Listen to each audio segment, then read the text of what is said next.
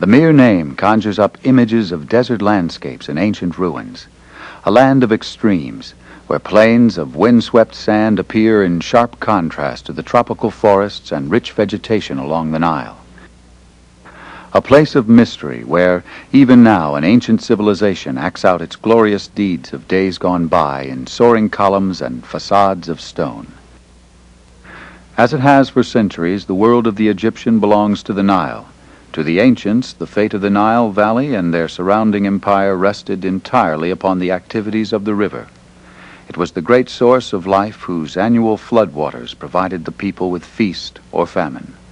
Even today, the waters of the river, 4,000 miles in length, expand in the early summer as though on schedule, and don't begin to recede until the late fall.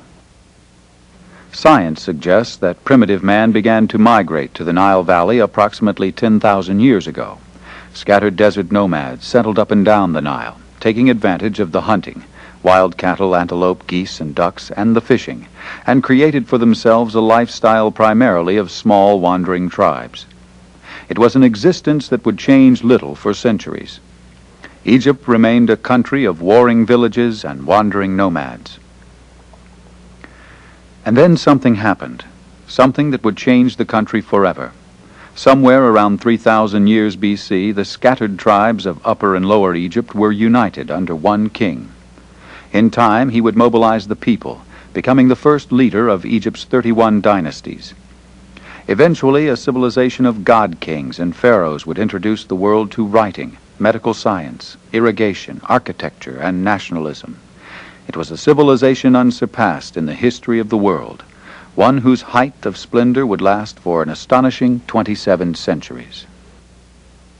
The people of Egypt and their pharaohs lived in relative security.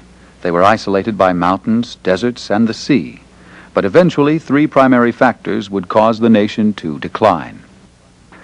Internal intrigue between the high priests and pharaohs, the loss of valuable portions of the empire to foreign troops such as Roman invaders, and the impact of the Iron Age. And the magnificence of much of ancient Egypt went unknown, silenced and hidden beneath the sands of time. For though the monuments remain to testify to the wonders of the past, much of the stories of the Egyptians, their pharaohs, and their gods were recorded in hieroglyphic pictures and symbols that could not be deciphered by modern man, and the life of the ancient Egyptian seemed lost forever from the annals of history. Lost at least until 1798, when Napoleon and his army discovered the Rosetta Stone. A black rock slab inscribed with hieroglyphics, shorthand Demotic and Greek. The stone would eventually enable the modern world to decipher much that is understood of ancient Egypt today. It is a fabulous tale of engineering feats and artistic magnificence. A culture whose religion permeated every aspect of life, socially, politically, and economically. A civilization who worshiped their ruler as a god and maintained their nobility in pampered luxury. But the story Edgar Cayce told of ancient Egypt, of its people and its way of life, is far more fabulous, far more mysterious, and far older than history would claim to be true. For nearly 20 years and more than 1,000 readings, Cayce told the story of a civilization that had reached its height of glory not around 2500 BC, but 8,000 years earlier. And his story of Egypt begins at the foot of Mount Ararat, hundreds of miles to the north. Around 10,500 BC, an unusual child was born near Persia. He was raised among the people of Ararat and possessed uncanny abilities of clairvoyance. The boy was called Rata and would grow to become a respected prophet for his country. At the age of 21, Rata became convinced that the time had come for himself, his king, and a tribe of the king's people to migrate south into Egypt. According to his prophecies, the migration was to take place because Egypt was a land more conducive to the activities of spiritual forces in the earth. A spiritual revival was about to occur on the planet. And Egypt would provide a safe haven when there came about the eventual physical destruction of Lemuria and Atlantis. And so Rata, his king, and a group of 900 soldiers, women, and children invaded the Nile Valley and found a people unequipped for war. On the other hand, the invading king's army was totally prepared. The thought of any real fighting between the two groups was preposterous, and so Egypt's native king, Re, surrendered himself and his entire peoples to the invaders rather than shed even one person's blood. So, with little violence, although it was condemned by his people, Re placed Egypt under the rulership of the invaders from the north. The two nations reached a fairly amicable relationship. That is, until the invading king introduced a system of taxation and governing laws to gain control of the country. Uprisings among the people became common, especially among the native Egyptians who had seen themselves and their power usurped in favor of the conquerors. But more than that, after the invasion, Egypt had begun experiencing a great immigration of people because of the earth changes Rata had predicted, and they had brought with them their own cultures and religious practices. The Egyptian nation was becoming completely fractured and ungovernable. But in the midst of rebellion and dissension, the invading king conceived the idea of establishing a new government, chosen by himself, and then abdicating the throne once it was in place. To rule the country, he picked 3 men: his 16-year-old son, Ararat, an Egyptian scribe, Arat, who was well respected and loved by the natives, and Rata as high priest. The 3 then chose 12 counselors for the nation, selecting people from among the Atlanteans, the Egyptians, and the conquerors from the north. However, one section of the populace was completely overlooked and essentially unaffected by the new government: the slaves.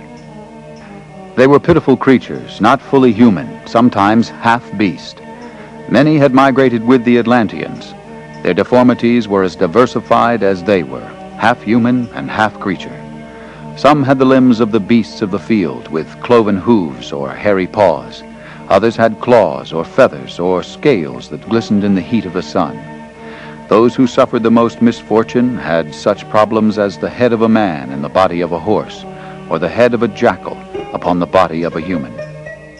According to the Cayce material, these creatures caused the beginning of 2 things that exist in this day: mythical tales of legendary creatures such as the centaur, the cyclops, and the mermaid, and they were also the first group to experience mass prejudice and segregation. As slaves, they weren't subject to the country's laws governing humans. So programs aimed at improving the nation swept throughout the society. No area of life seemed unaffected. The new government promised equality to all. There were reforms in agriculture, in commerce, and in social responsibility. The nation made itself accountable to the people, and for a time, the greatest challenge seemed to be pulling the country's energies together so that everyone was treated equally under the law, at least those who weren't slaves.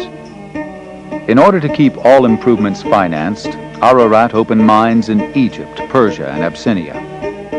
The Egyptian economy was booming.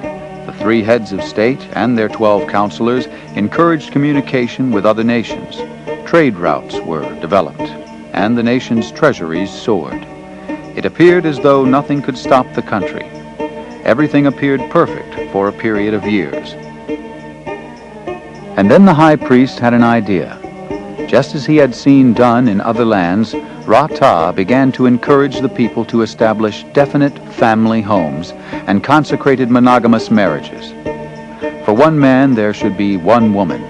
This was a challenging idea, as the Egyptian nation did not have the institution of marriage, but instead practiced the separation of men, women, and children into different quarters for training and education, arranging conception when necessary. The high priest's plan pleased some, irritated a few, and confused many. But to set an example, Rata and his female companion, a woman named Ajua, who had come with him from the north, began raising their own family. Eventually, Rata's idea became the law of the land, and many were enraged by what they saw as the high priest establishing personal, moral decrees for everyone. An undercurrent of protest began to spread throughout the country, though it was a protest that would boil just below the surface for many years. Rata also began to establish temple services for spiritual education and physical well-being. Two principal temples built in the shape of small pyramids were constructed to serve the people. The Temple of Sacrifice became a hospital for physical health, and the Temple Beautiful emphasized mental and emotional health, which, in turn, facilitated personal, spiritual growth and vocational training. And in the process, the high priest decided upon yet another plan, controversial to many of his people. He felt it was the country's obligation to improve the life status of the Atlantean slaves. And though on the surface all agreed upon the ideas of equality and the oneness of all life and the concept of service to all, some couldn't help but feel more equal than others. In fact, many of the Atlanteans couldn't begin to accept the thought that they were no better than the slaves. And so a second undercurrent of discontent began to spread throughout the nation. But Rata remained totally oblivious to the problems some of his reforms were creating. He thought all was well in Egypt and that all the people were united behind him. As a result, he began to spend greater amounts of time away from the nation, traveling to the Pyrenees and to Persia and to Atlantis, trying to gather the world's knowledge for the benefit of the country. And while he was away, the people noticed that some of the nation's other priests and counselors weren't so stringent with Rata's guidelines after all. In the Temple of Sacrifice, they began brewing strong drink and took part in debaucheries of every description. When Rata returned and discovered the corruption in the temple, however, a great turmoil arose and people had to return to their restricted ways immediately. Finally, some of the Egyptian and Atlanteans had had enough, and they decided the time had come to overthrow the high priest. Together, they conceived a plan. In service to the state, in one of the temples, was one of the most beautiful women in the country. Her name was Isis. She was the king's favorite dancer, and the plotters chose her to fulfill their plans. Whenever Rata was in the country and working in the temples, some of his enemies found occasion to put him together with Isis in closer and closer proximity. Others took frequent occasion to point out the woman's obvious beauty. They convinced Rata that her physical charms were an outward manifestation of her inner spiritual beauty. They pointed out that the high priest's own spiritual strength was reflected in his apparent physical perfection. In time, they convinced Rata that he and Isis were obligated to conceive a child together. From their union could come the first perfect human specimen out of Egypt. The child would be a symbol for the country's own spiritual evolution and a sign of hope for all the people. So Rata fell into the trap laid for him by his enemies, and in time he and Isis had a baby girl. Both were shocked and surprised by what followed with the birth of their daughter. Immediately the conspirators cried out for the banishment of the high priest. They spread the word of what had transpired to all the people and called for the king's intervention at once. Rata had broken one of the nation's most important social reforms. He had written the law that no man might take to himself more than one companion, and yet he had been the one to break it. This Rata was not fit to be the nation's spiritual leader. Rebellion and revolt erupted throughout the entire country. Not since the invasion years earlier had Egypt been in such turmoil. Those enraged by Rata's work with the slaves renounced the high priest.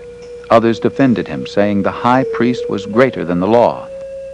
The country stood on the verge of civil war. The problem pitted father against son and divided many a household. Even some of Rata's children by Azua called for their father's banishment. And the whole question fell into King Ararat's lap.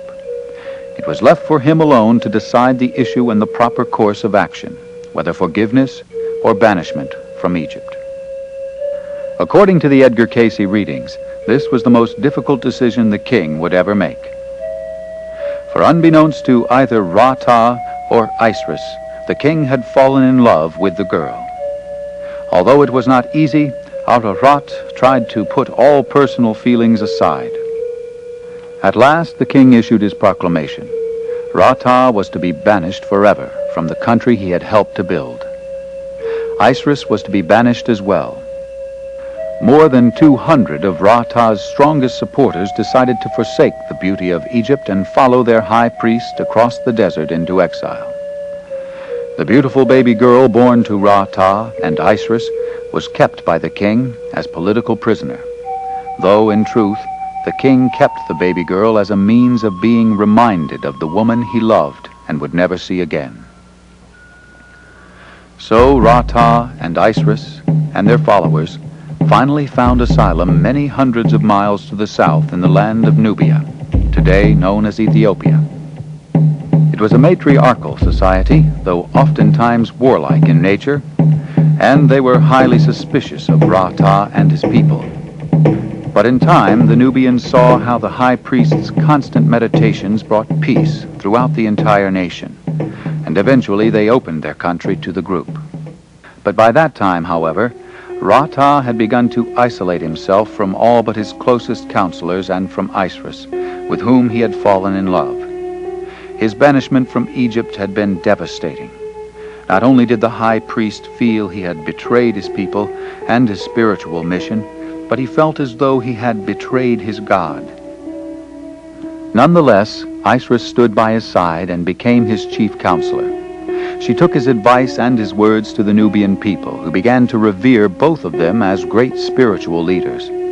The 200 that had followed the pair into Nubia mixed easily into the country, and in a very short period of time, many of Rata's reforms that had begun first in Egypt gained a stronger foothold in this new country.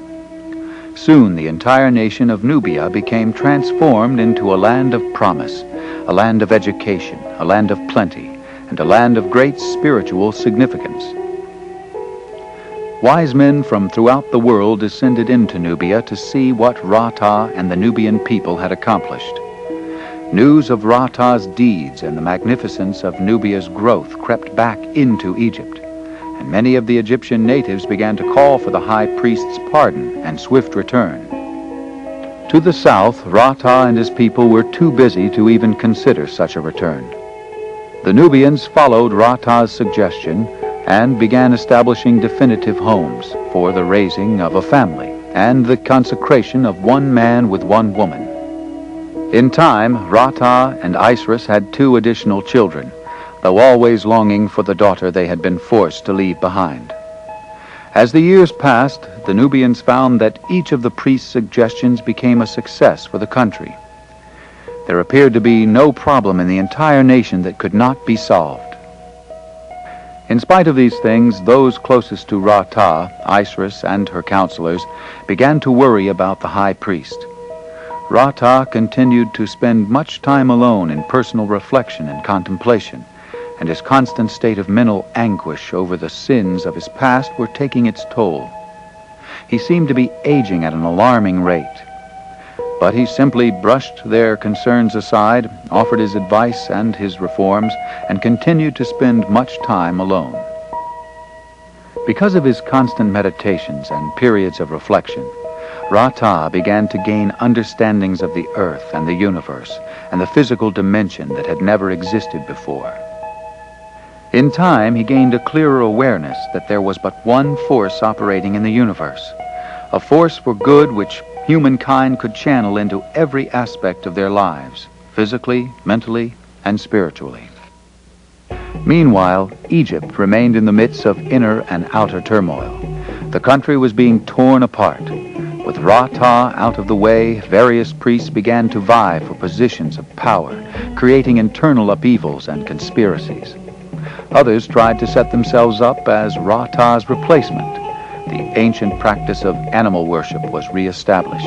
The spiritual state of the nation was in total chaos. Immigration into the country continued as Atlantis sank for the 3rd and last time, causing a great migration of people, good and bad. And as more Atlanteans entered, the status of the slaves sank even lower. The old class structure resurfaced. There began a time of great intimidation and political coercion. The various revolts and turmoils tested Ararat's abilities to the limit, but these problems also laid the groundwork for the possibility of Rata's eventual return. Continuous messages of the high priest's activities came into Egypt. Hepseth, one of the wisest and most learned Atlanteans throughout all of Egypt, worked diligently for Rata's return. He was totally against the uprisings, and the practice of segregation continued by many of his own people. In great secrecy, Hepseth stayed in constant communication with Rata on the one hand, and continued to make positive remarks about the high priest to the Egyptian king on the other. Even some of Rata's conspirators begged the king to recall him. Others claimed that the high priest should be forced to return, otherwise their nation would collapse. Many began to work with prayer and meditation on a national level, hoping the uprisings would stop and that Rata would return. The king's own father counseled his son that the high priest was needed by the entire country. Finally, after Ararat had squashed many of the rebellions himself with negotiations and military might, he issued a call for Rata and Isis, and those who had followed them to return home. However, Rata was no longer a young man. He had aged greatly, and many of those closest to him wondered if he could even make the return trip to Egypt, let alone resume his position of leadership. Rata, as well, had his own plans as to what was to take place. Though he was old and tired, he called his people together, Egyptians and Nubians alike, all those who had been in close association with him throughout the years of banishment. He pledged each of them to work always for the betterment of humanity, regardless of where they found themselves, for all would not be taking the return journey to Egypt. Rata then promised that because they had been together as a group, he would make it possible for them to recognize one another for the rest of all time. Regardless of where they were born or what age of ages they found themselves in, as long as they worked individually for the good of mankind, they would be drawn together and could continue the work they had begun in Nubia. After the gathering, Rata and 167 of his followers returned to Egypt. There was much rejoicing, with the king's own guard welcoming them back. Finally, Ararat met with the high priest, and the two reinstated some of the former laws as a means of bringing order to the country. The wicked priests were thrown from the temples, and both the temple of sacrifice and the temple beautiful were reconsecrated in the name of the one true God. Shortly after his return, however, Rata, who appeared to be on the verge of death, withdrew by himself into the temple beautiful as a means of regaining his physical health and well-being. He had become convinced that this time he would follow God's will completely, and it was God's will he should finish the work he had only just begun. After much meditation and prayer, and calling upon the secret mysteries he had learned in his periods of withdrawal, Rata regenerated his entire body, completely reversing the aging process. He had entered into the silence an old man, appearing more than 100 years old, and yet he emerged perfectly proportioned, with the smooth skin of a young man.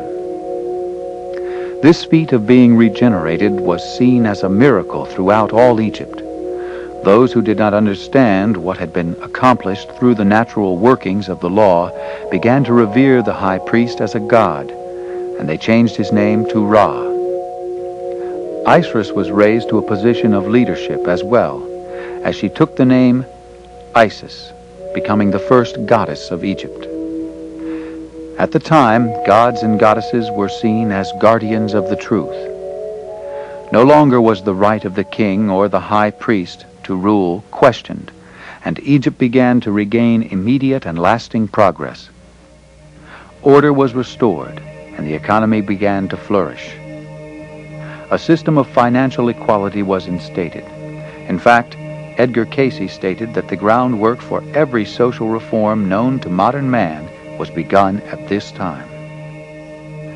The law of the land became one which called for the betterment of the whole society. There was not a goal for profit, rather everyone became inspired by the motive of self-improvement. this new society was composed of the very best that we know even in this day. Egypt in its glory began to surpass even the fabled continent of Atlantis. And word of what was occurring in the land of the Nile spread to the four corners of the world. Wise men from the lands that Rata had visited decades earlier now came into Egypt to learn for themselves. Because of achievements in every direction, Rata's original prophecy came to pass, and finally, Egypt became the leading nation of the entire world. The temple of sacrifice began to be used as the center of family planning and education. Healing techniques were expanded to include a balanced diet, medicines, purification, surgery, exercise, vibrational medicine, and even music and color therapies.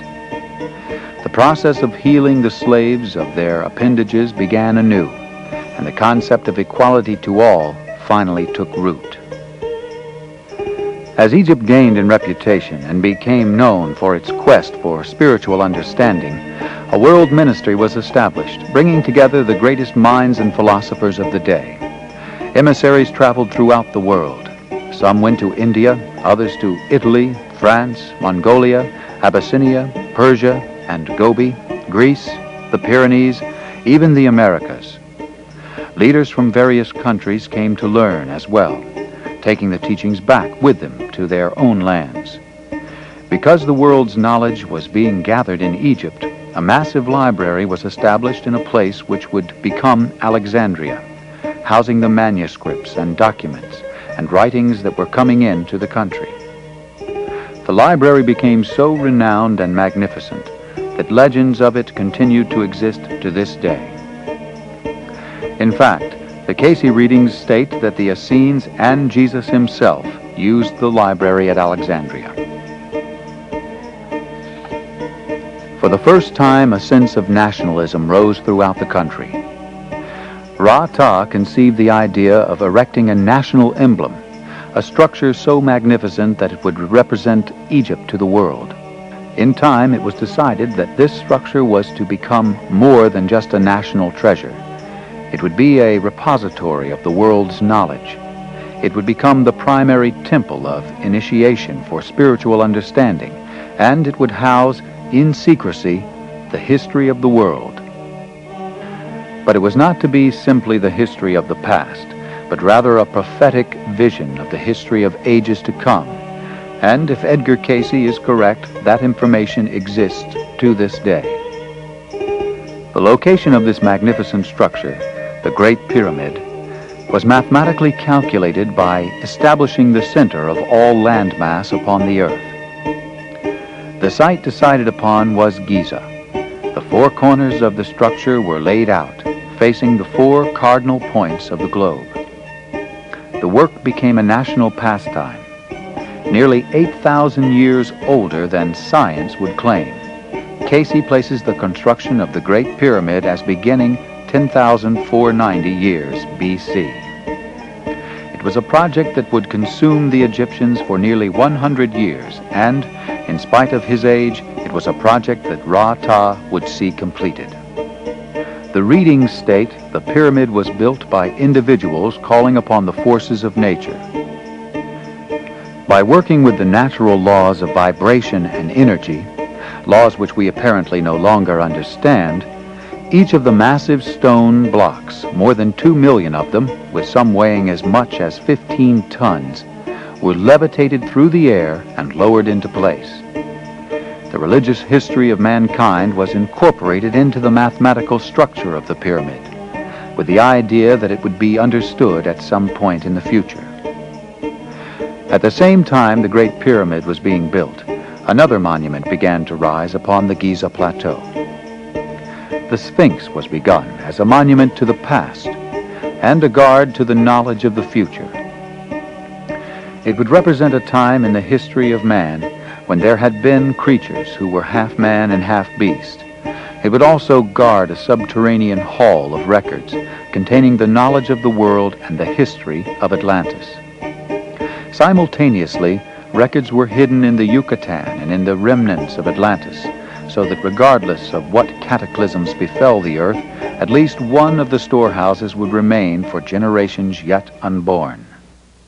When both the Great Pyramid and the Sphinx were completed, towering majestically above the desert sands, their glory was greater than had first been imagined. The crown of the pyramid had been covered with a combination of gold, brass, and copper. It glowed as though afire when hit by the rays of the sun, and could be seen for miles across the plains. The Sphinx, 240 feet from haunch to forepaw, with a forehead 80 feet across, appeared as a fitful guardian for this sacred place. When the monuments were completed, Rata's work was complete, and he withdrew into himself for the very last time, and died. For a long while, Egypt remained in magnificence, being ruled by a line of more than 3,000 pharaohs, but none would surpass the glory that had been begun by Rata. And yet, even today, his story is not over. If Edgar Cayce is right, Rata's story is in a sense our story, for each of us had experiences in this Egypt of long ago. But more than that, the story of Rata is a story of human existence, containing patterns of life that we may see reflected in our own lives even now. Let us see if we can't somehow get in touch with these patterns and experiences from the past. Now we're going to examine some of the patterns in Edgar Cayce's story of Egypt. Patterns that may have been or may still be present in your own life this time around. So become comfortable wherever you're sitting. Take a deep breath and focus on the sound of my voice. I'm going to help you get into a relaxed state of self-hypnosis. You're going to experience an imaginative reverie, and you will be in complete control the whole time. Begin to breathe a little deeper and more easily. Just relax. If you feel like closing your eyes, you can do so. So you know what relaxation feels like, begin to tense up all of the muscles of your body. Focus on tensing or scrunching up the muscles of your hands and arms and feet and legs and neck and head. Tense up everything real tight right now and hold it. Hold it. Hold it a little longer. A little longer. And now, let go. Let everything relax.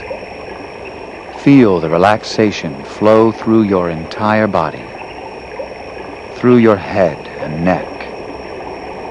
Feel the relaxation in your shoulders, arms, and hands. Feel the relaxation in your back, legs, and feet.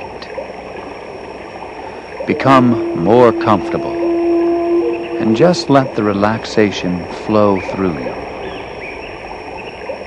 Begin to breathe the way you imagine that you breathe when you are sleeping.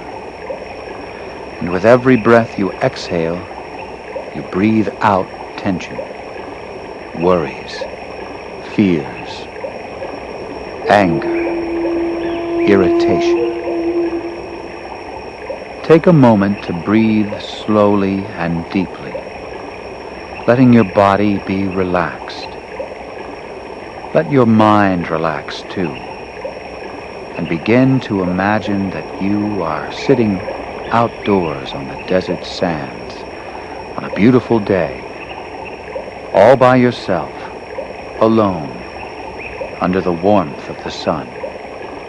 It's not too hot, just very peaceful.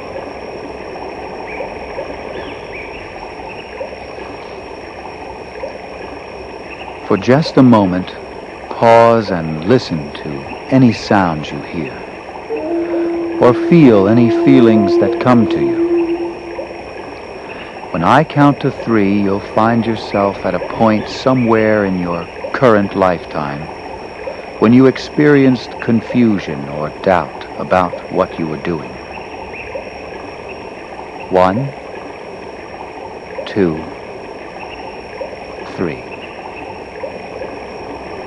Where are you? What's happening? What is it about this time that is so confusing? For a few moments, experience this time of confusion. Don't analyze it. Just experience it.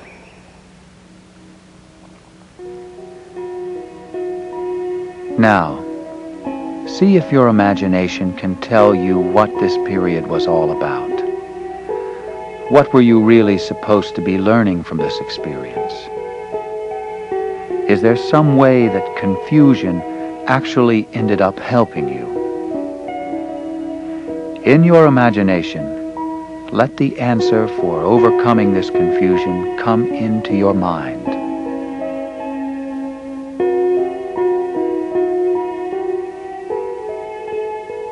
Again, I'm going to count to 3, and you'll find yourself in a totally different scene. You'll experience another pattern from Cayce's story of ancient Egypt that is also relevant to your current lifetime. It's the pattern of needing to make great adjustments in your life.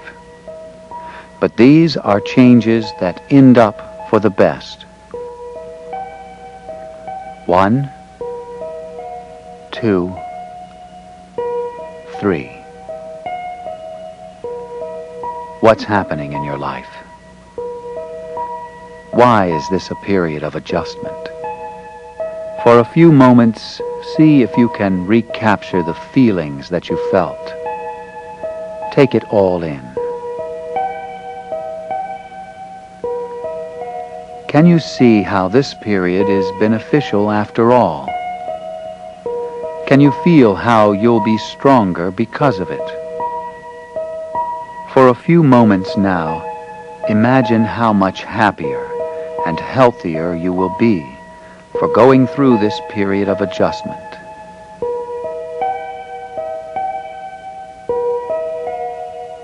When I next count to 3, you'll experience a time in your life which was a period of inner or outer purification. Each of us has periods in our lives where we feel the need of being purified physically, mentally, or spiritually. 1, 2, 3. Where are you? How old were you at this time? Can you re-experience what it was like? Can you feel how this time helped to cleanse your body or mind? Relax and take it all in. How does it feel to relive the experience?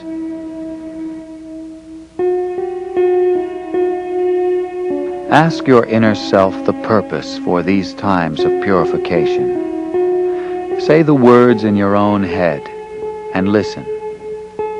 See what comes to you.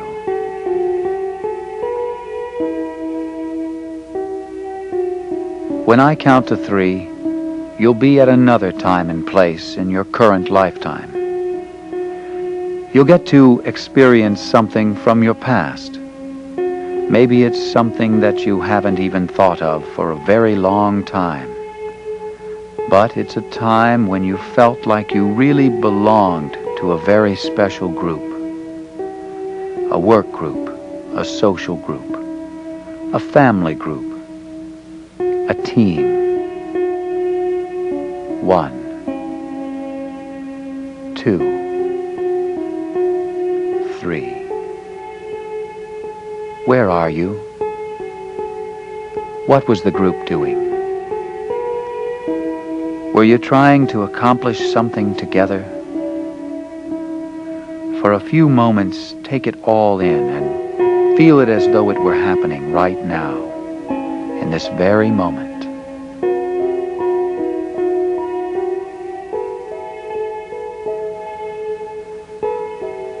And Now the time has come to experience a fifth pattern from Cayce's story of Egypt.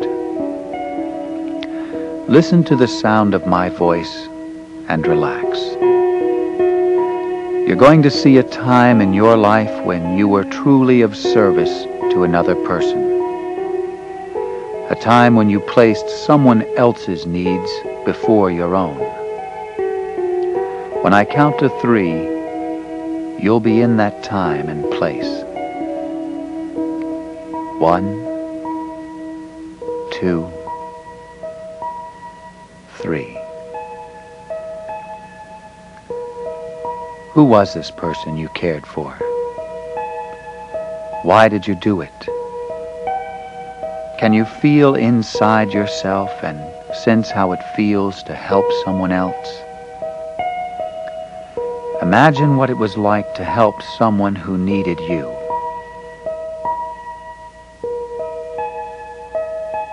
What would it be like if someone helped you in the same way? Has anyone ever put your needs before their own? It doesn't matter. You can still imagine what it would be like. Feel what it's like to be helped by someone who loves you unconditionally.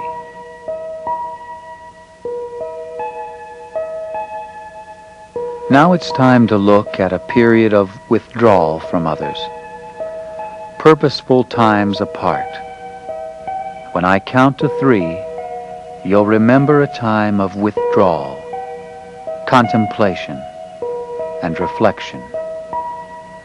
A period in your own life when you needed a great deal of thought.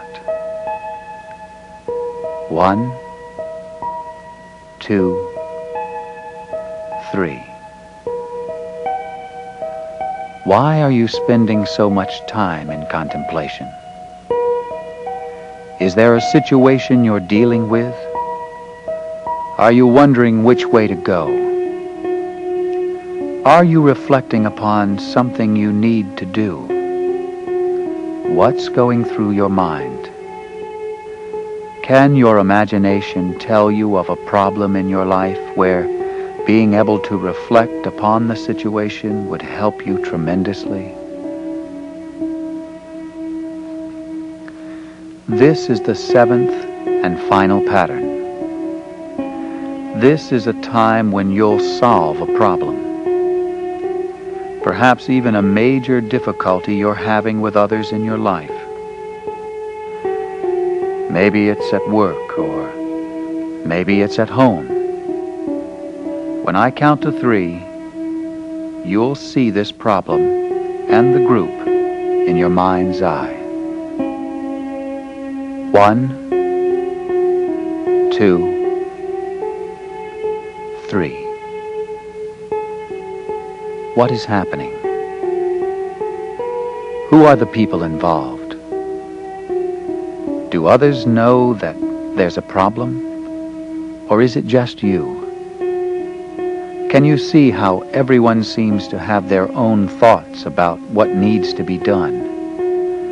Many different solutions, even though there's only one problem to be solved.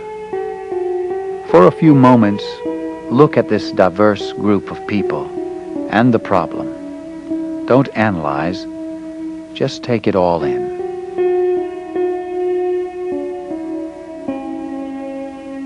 Now, in your mind, imagine what it would feel like if you could all work together. Imagine what it would be like to have a unity of purpose. Even though each individual has their own thoughts and feelings, get a hold of that feeling of unity. Now, begin to trust yourself. Trust that somehow you'll be able to see a solution to this problem. Perhaps the solution might come into your imagination right now.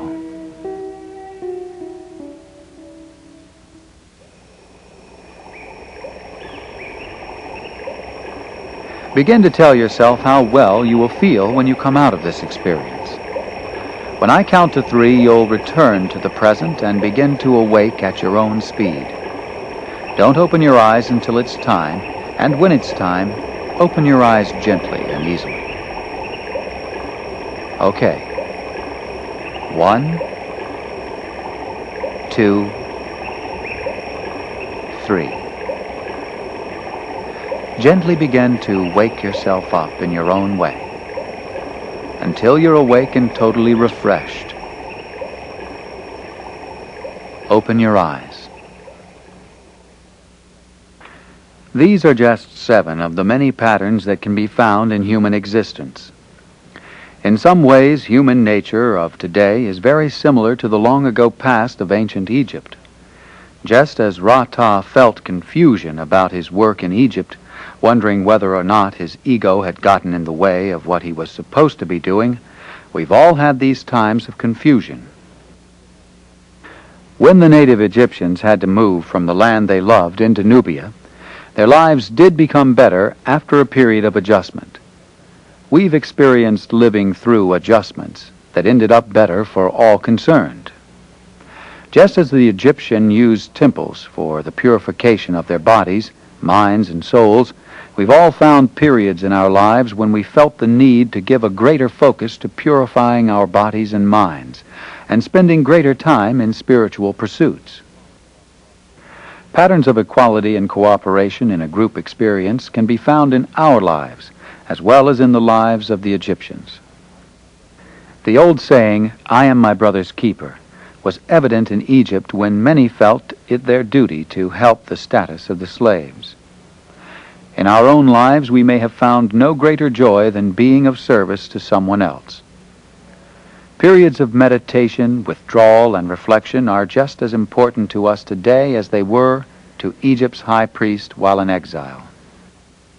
Finally, being able to find unity out of diversity, being able to have different people and personalities all come together for a common purpose, can do incredibly wonderful things for every individual as well as for the group.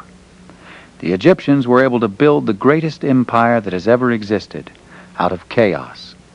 Surely finding this unity in our lives would have a similar impact. Take a couple of moments now to reflect upon what you've seen and what you've felt. Take it all in. Oftentimes, if this is your first attempt at self-hypnosis, you may have experienced very little, or nothing at all. Don't worry. This often happens to people on their first trial. Give yourself a few days, and then try again for a second or third time. You may find the experience with your imagination very valuable. Even if you didn't have an experience this time, you can still try our past life adventure. Relax now. Sit back and take a journey with us through space and time.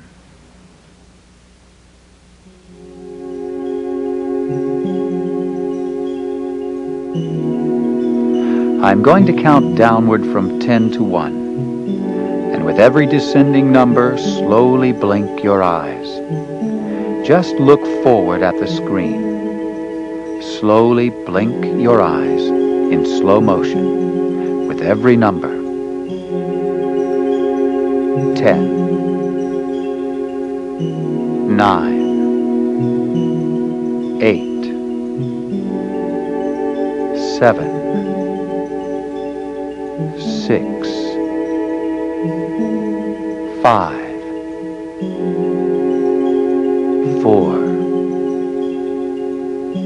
3, 2, 1. And now, if you feel like closing your eyes, do so. Become aware of the feeling in your eyelids and let them become totally relaxed. Feel the relaxation begin in your forehead and then begin to flow throughout your entire body. All over you are becoming more relaxed. Breathe in relaxation and breathe out any tension that remains. Even a light state of relaxation can give you a very valuable experience. I am going to count downward from 10 to 1 more time, this time a little more quickly. And as I count, with every descending number, feel yourself becoming more and more relaxed.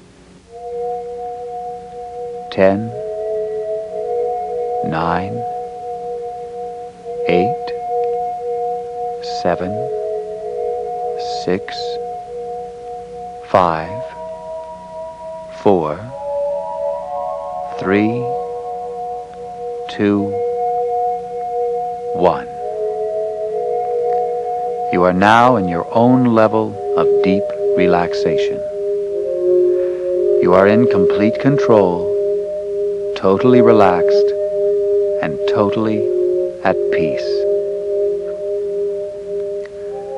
You are completely aware of the activities of your mind and can accept or reject anything that comes to you. It's okay to let go. You can relax your mind, simply letting your subconscious listen to my voice. You are in a place of safety. It's okay to let go and simply relax. You are going to let your mind wander back in time to a safe place before the present. You are going to learn about your past in Egypt. Totally relaxed and detached, you will observe the very best experience you lived in Egypt of long ago. You'll be able to see it clearly in your imagination with a feeling of total safety and security. I'm going to count once more, and as I count, you will find yourself in the Egypt of long ago, totally relaxed and totally in control. Your best experience there. 10, 9, 8, 7, 6, 5, 4, 3, 2, 1. Take a deep breath and feel comfortable. Imagine you find yourself standing before the Great Pyramid of Giza. Slowly, ever so slowly, the haziness clears, and you can see the magnificent structure coming into focus and towering before you. With greater and greater clarity, the Great Pyramid stands before you. As you stand before the Great Pyramid, mentally look down at your feet. Notice what you are wearing.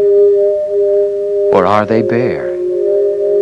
Without analyzing, just look at your feet and mentally record what you sense or feel.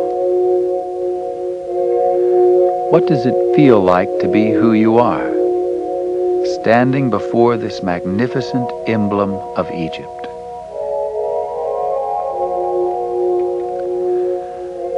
Look at the ground. What does it look like? And now continue to look slowly at your body. What are you wearing? Feel the texture. For a moment, look over your entire body and take into your mind the clothes you are wearing. Are you a grown-up or a child? Are you a male or a female? Notice any jewelry. Focus on whatever appears to be in the clearest, sharpest focus. Make a mental note of who you are and what you seem to be doing. Now, in your mind's eye, slowly look around at the Giza Plateau. Look around at the scenery. Feel the warmth of the sun upon your face. Feel the mood of this place. Make a mental note of what you see and feel. Do you see other structures? Can you see the Sphinx? Make a mental note of your deepest feelings so that you can recall these things later. What does it feel like to be alive during these glorious days of Egypt?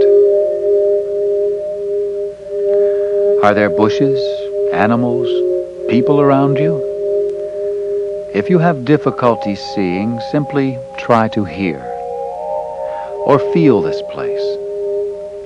Let the memories come forward as a present image. And now you may look around for other people. Look for a time when you see yourself near or with these other people. Make a note of who they are, recording your impressions. Perhaps there is someone very special, someone with whom you have a close bond. Make note of your feelings. If you listen quietly, you may even hear their names being spoken. And now, if you listen very closely, you may hear your own name being spoken by a friend or a child, or someone just calling out to you. What do they call you? What do you do in this Egypt of long ago?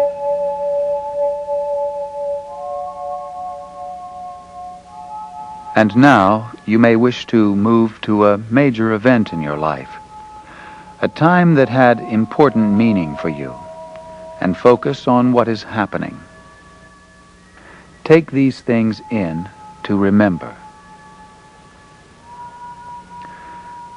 And now the time has come to get more of a feeling of who you are and where you are.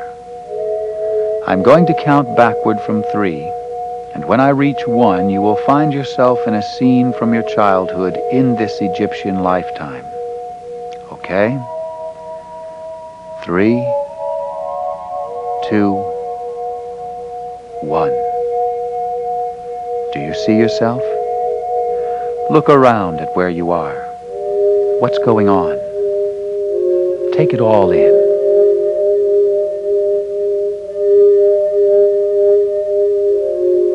I'm going to let you go to another period in your life. I'm going to count from 3 to 1, and when I get to 1, you'll be a little older, maybe a teenager, and it will be an important event. 3, 2, 1. What is happening? What are you feeling? Take it all in. I'm going to count from 3 once more, and when I finish, you'll find yourself in one of the highest points of your life. You can go backward or forward. I'm going to count from 3, and you'll be at this time. 3, 2, 1. You're there. What makes this time so wonderful? Where are you? Take it all in. Enjoy it. And now, in a very detached way, we're going to take a look at the time of your death in this life. I'm going to count from 5, and when I finish, you'll become a bystander at the time of your death. Remember, death is simply the next stage of life, so there's nothing to fear. 5, 4, 3, 2, 1. Here you are at the point of death. Did you accomplish what you came in to do? What was the purpose for this lifetime? Was anything left uncompleted? Slowly watch yourself cross the border between life and death. Look at the experience and take it all in. What was it like? Ask yourself, what was this life designed to teach you? And what did it teach you? See if you can look at this life in Egypt. See all of the events tied together so that you can see this life in Egypt as a whole. Now, imagine all the events in your current life standing side by side this life in Egypt. Do you see any similarities? Do you see any patterns that repeated? Do you see any people that you know now that you knew then? Look at all of the lines that connect these lives together. Take a final look around at your surroundings in this long-ago past. Look into your own eyes and into the eyes of the people you have seen. Let love flow from yourself into everyone from that long-ago past. And as you send them love, bless them, and let them and your surroundings begin to fade.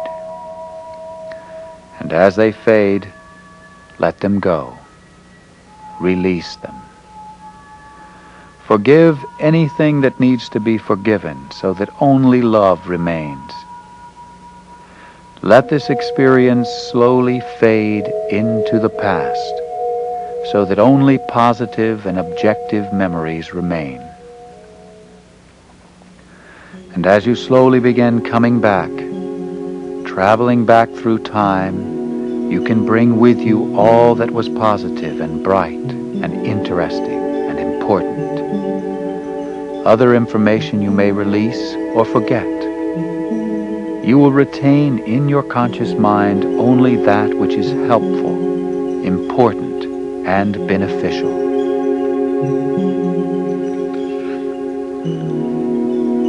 Now, begin returning to the levels of your own mind. Bring back anything that may help you understand who you are right now, in this time and this place. Come back through the years to this life.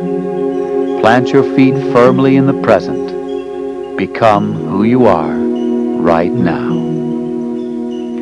I will count from 1 to 10. At the count of 10, you can open your eyes, be wide awake, clear-headed, and feeling fine. I will begin to count now. 1, 2, coming back very slowly. 3, 4, feeling life energies return to your body. 5, 6, feeling revitalized. 7, feeling better than you felt before. 8, fully reoriented into the present. 9, feeling like yourself. And 10, open your eyes and feel wide awake. You may wish to record your feelings and experiences at this time. You may find that each time you try this experience, you will have deeper and deeper states of relaxation, and more vivid memories come to you. You may wish to wait a few days before trying this again, and if nothing happened, give yourself and your imagination another chance sometime when you can become more completely relaxed. Thank you for being a part of our Egyptian experience. May all your memories be hopeful, helpful, and happy adventures.